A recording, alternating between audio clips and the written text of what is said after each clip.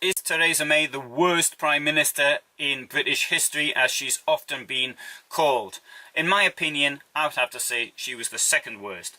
But unlike the person who I'm going to nominate for being the worst, she had a bad record prior to becoming Prime Minister. She was one of the longest Home Office ministers, that's the Interior Ministry, and in that time, one of the biggest things, which is the reason for Brexit, one of the biggest complaints that these people have, is on the subject of immigration. I'm not suggesting that immigration is a problem, but if it is a problem, then it's something that she could have done something about in her time as Home Office Minister. Of course, she chose not to do anything about it. Now, most immigration into the United Kingdom comes from third countries outside the European Union, and European Union migration has only got to a level similar in recent years.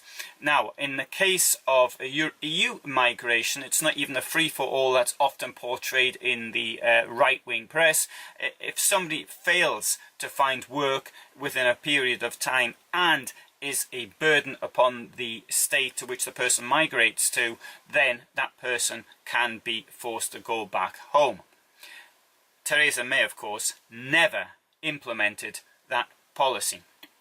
She was chosen as a compromise, the least bad character, somebody who could unite elements of the Conservative Party, the same party which has now lurched to the right and is probably about to choose somebody I suspect may well be the new worst Prime Minister, at least in the living memory of most people.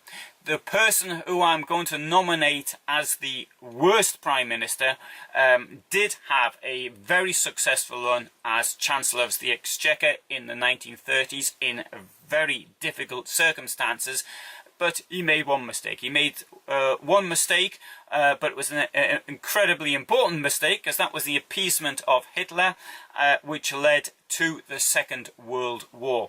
I suspect that Neville Chamberlain may have been ill at the time. He died of bowel cancer on the 9th of November 1940, and he must have been suffering from it previously when he did make these accords with Hitler. I'm going to do that in another film because it's not really all that relevant to the subject of today.